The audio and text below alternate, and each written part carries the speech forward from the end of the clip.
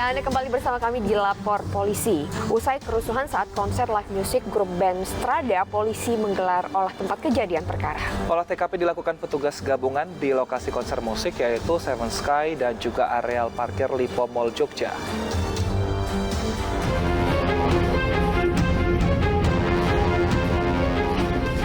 Usai kerusuhan konser live musik grup band Strada, polisi olah TKP di Seven Sky Lipo Mall Jogja dan di area parkirnya.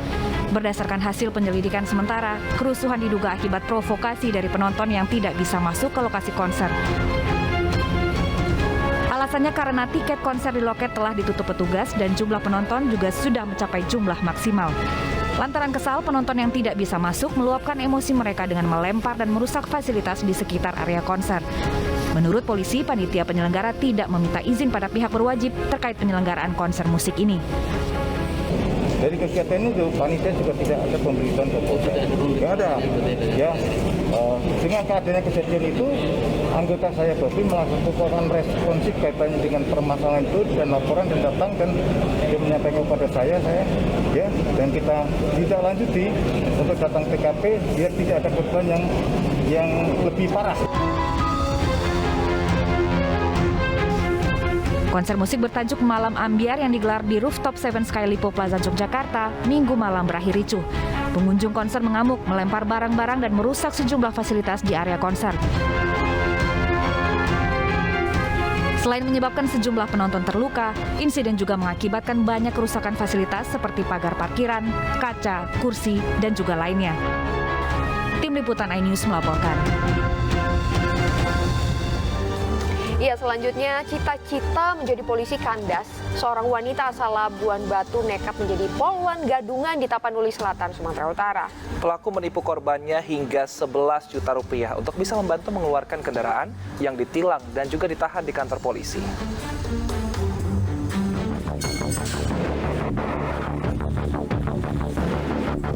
Sandiwara wanita muda ini menjadi poluan berakhir sudah. FS, 23 tahun, mengaku sebagai polisi wanita, padahal ia hanya tamatan SD. Perannya sebagai poluan berawal saat dirinya mengontrak rumah di Kabupaten Padang Lawas Utara.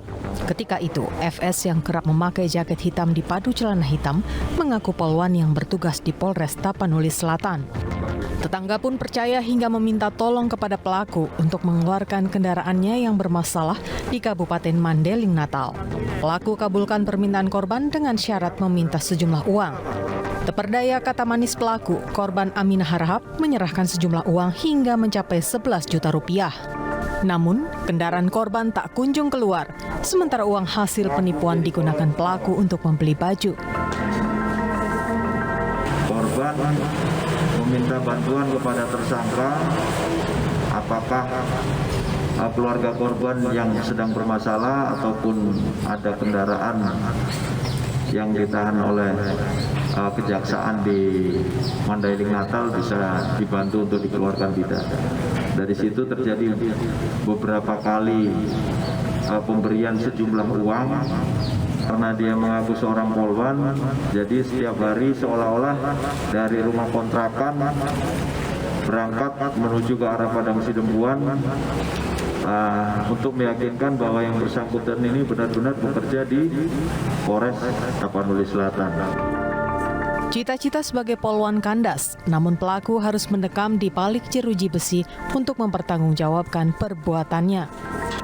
Pelaku dijerat pasal 378 KUH pidana dengan ancaman 4 tahun penjara.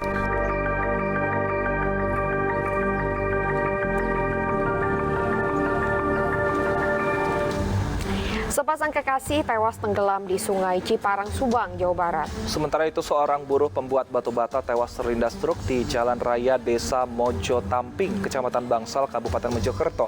Dan informasi ini sekaligus mengakhiri Lapor Polisi hari ini. Terima kasih sudah menyaksikan Lapor Polisi. Iya, bagi Anda yang ingin memberikan aspirasi, keluhan, laporan, dan apresiasi kepada pihak polisian di seluruh Nusantara, kami juga membuka laporan pengaduan yang bisa diakses kapanpun, dimanapun, melalui sejumlah channel kami, yaitu di Instagram resmi kami, @laporpolisi_iNews TV dan juga @official_iNews TV. Juga bisa melalui email laporpolisi.inews@gmail.com. Saya Wilson Purba. Dan saya Anita Mai pamit undur diri.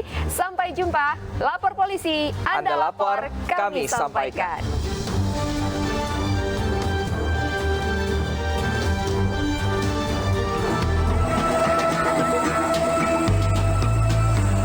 Warga melakukan evakuasi terhadap kedua korban tenggelam di Sungai Ciparang, Desa Sukahurip, Kecamatan Cijambe, Subang, Jawa Barat. Kedua korban dievakuasi dalam kondisi tewas setelah 30 menit tenggelam. Sepasang kekasih yang tewas tenggelam ini yaitu Andrin berusia 27 tahun warga Kecamatan Karawang Timur, Kabupaten Karawang, dan Rosidka berusia 18 tahun warga Kecamatan Cijambe, Kabupaten Subang. Kasus tenggelamnya warga ini bermula ketika Andrin menemui kekasihnya di Subang. Lalu Rosidka membawa Andrin ke sawah untuk ikut memanen padi. Saat membersihkan tangan setelah selesai panen, Rosidka terpeleset ke sungai. Andrin yang tidak bisa berenang mencoba menolong Rosidka namun ikut tenggelam. Ada kejadian musibah orang tenggelam di Desa Sukahurip, di sungai yang melintas ke Desa Sukahurip.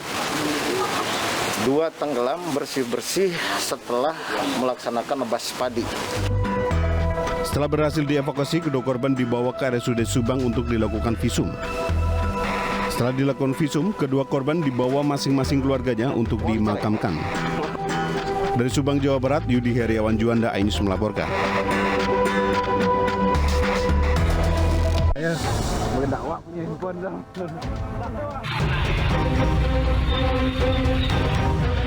Siti Marfuatun warga Desa Ngrowo, Kecamatan Bangsal, Kabupaten Mojokerto ini tewas terlindas truk di Jalan Raya Desa Mojo Tamping, Kecamatan Bangsal, Kabupaten Mojokerto, Jawa Timur. Korban tewas usai tergelincir dan terjatuh saat akan menyalip minibus dan truk kontainer hingga korban terlindas truk. Kerabat korban yang tiba di lokasi kejadian pun shock dan menangis setelah melihat jasad korban tergeletak di jalan raya. Satlantas Polres Mojokerto yang tiba di lokasi langsung mengevakuasi korban ke Rumah Sakit Profesor Dr. Sukandar.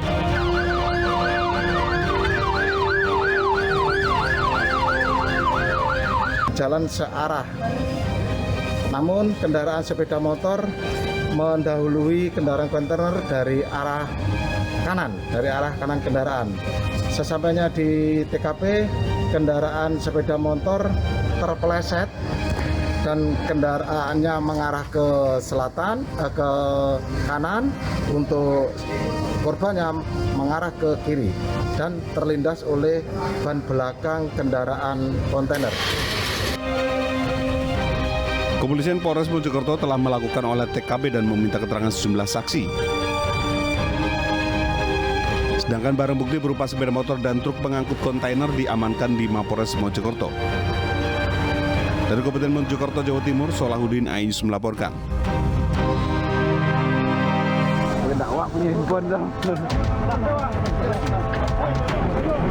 Mawardi, 50 tahun warga Jorongkoto Tuo, Nagari Sulit Air, Solok, Sumatera Barat ditangkap lantaran membunuh ibu dan adik kandungnya. Mawardi ditangkap saat sedang bertapa di tengah hutan pinus tidak jauh dari permukiman. Setelah ditandu karena mengaku lemas, pelaku kemudian langsung digelandang ke Polres Solok. Petani ini mengaku sedang belajar ilmu hitam. Ia mengaku mendengar bisikan gaib untuk menghabisi nyawa ibu kandungnya yang berusia 70 tahun serta adik perempuannya yang berusia 30 tahun. Pelaku atas nama Mawardi telah membunuh ibunya yang bernama Arnis dan adiknya yang bernama Indah Permatasari. Pelaku melakukan pembunuhan karena merasa mendapat bisikan gaib untuk membunuh kedua orang ini, yaitu ibu dan adiknya, dengan menggunakan satu buah kapak dan satu buah parang. Untuk mempertanggungjawabkan perbuatan keji dan sadisnya, pelaku kini mendekam di sel tahanan Polres Solok. Polisi menjeratnya dengan pasal pembunuhan dengan ancaman hukuman 15 tahun penjara.